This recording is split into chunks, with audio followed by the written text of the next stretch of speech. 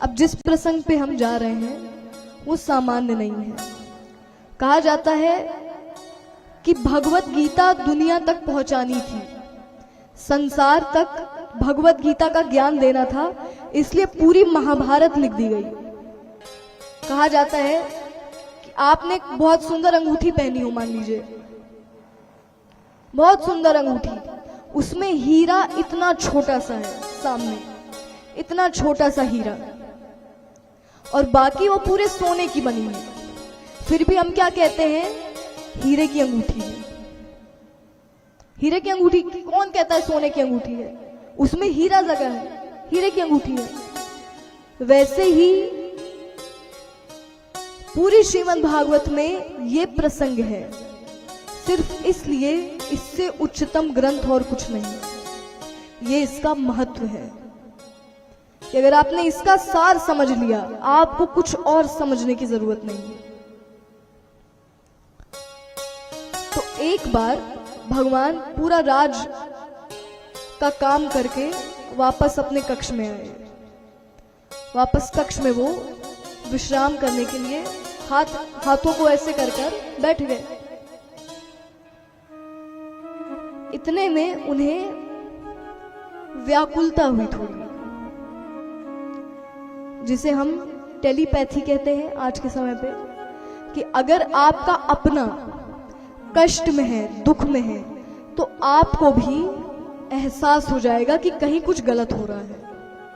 खासकर माताओं और पुत्र में देखा गया है कि अगर उसकी संतान किसी संकट में है या किसी दुख में है, तो माता को एहसास हो जाता है कि कहीं कुछ गलत है।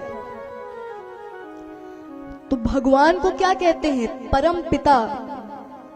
यानी उनका तो कोई भी बालक अगर दुख में होगा, उन्हें तो पता ही चल जाएगा ना सबसे पहले, बाद में किसी और को पता चलेगा। आज वो दिन है जिस दिन भगवान ने गोवर्धन पर्वत उठाया था। तो जितने भी लोग हैं नंदगांव के, वृंदावन के, गोकुल के, बरसाने के, वो सब के सब भगवान को एक साथ याद कर रहे हैं, सब के सब। तो वो इतना याद करें, अब भगवान भावनाएं पहुंच रही, पर उन्हें पता नहीं चल रहा कि ऐसा क्यों हो रहा है। बस उन्हें विश्राम करते करते व्याकुलता हुई। क्या हुआ? कोई दुख में है, कोई संकट में है, क्या बात है? मुझे पता नहीं चल रहा, कहीं कुछ तो गलत हो रहा है, कोई तो दुखी है, मुझे पता नहीं चल रहा। व्याकुलता थोड़ी बढ़ी। अब भगवान अपने ही कक्ष में जल्दी जल्दी चलने लगे, सोचते हुए क्या हो गया, कौन कष्ट में है, कौन दुख में है, मुझे पता नहीं चल रहा।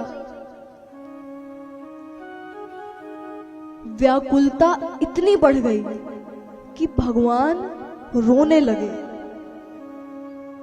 कौन दुख में है, कौन तकलीफ में है? एक बार को उनका ध्यान गया वृंदावन की तरफ। भगवान कहते हो ना हो, आज मेरे जितने भी मित्र हैं ना, वो सब मुझे याद कर रहे होंगे। आज नंद बाबा, यशोदा मैया, गोपियां, आज ये सब मुझे याद कर रही हैं। और ये सोचकर एक बार को उनका भी ध्यान पुराने समय पे चला गया। भगवान कहते अरे क्या क्या नहीं किया हमने वृंदावन में, अरे मैंने इतनी मस्ती की है वहां पे, हम लोग क्या क्या नहीं किए। मैं, मेरे मित्र साथ में जाते थे, माखन चुराने जाते थे। एक बार तो प्रभावती ताई ने मुझे पकड़ लिया, फिर मैंने छल किया।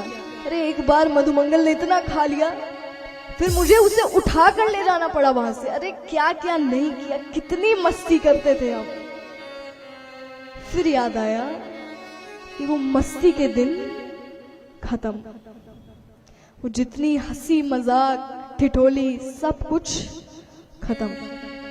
अब दोबारा कभी नहीं जाना वहां। इतनी व्याकुलता बढ़ी, भगवान रोने लगे। और ऐसा नहीं कि धीरे, आवाजें आने लगी, तेज तेज आवाजें आने लगी। बगल वाले कक्ष में उद्धव जी भोजन कर रहे थे वो आवाज जब उन तक पहुंची, वो दौड़ के आते हैं। उन्होंने देखा, प्रभु आप क्यों रो रहे हैं? उद्धव जी दौड़ कर आते हैं, कक्ष के अंदर आते हैं। अब भगवान इतना सोच रहे हैं वृंदावन वालों को, उन्हें पता ही नहीं चला कि कोई आ गया है, कोई खड़ा है या कोई कुछ बोल रहा है। उद्धव जी अंत में आके भगवान को स्पर्श करते, प्रभु क्या हो गया?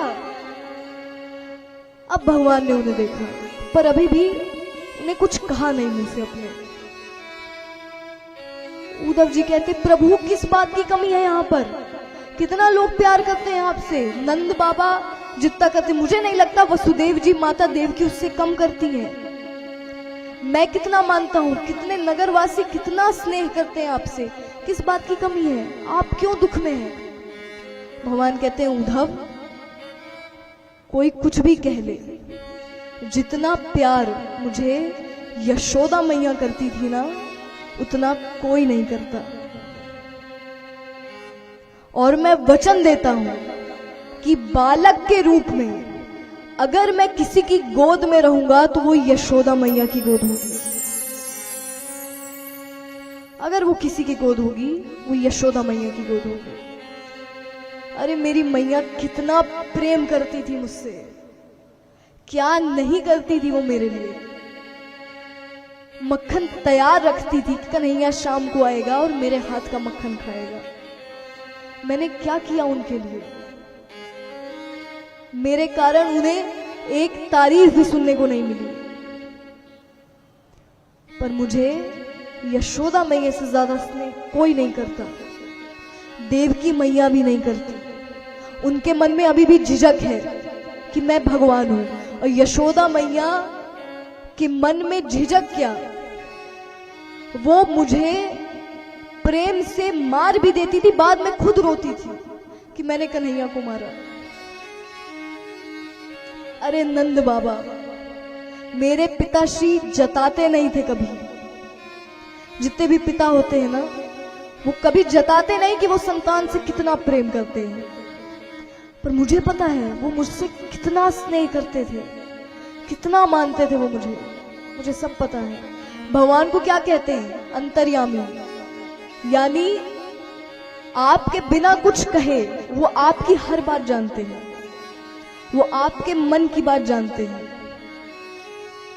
तो भगवान कहते हैं मेरे बाबा जताते नहीं थे, पर मुझे पता है वो मुझसे कितना स्नेह करते थे।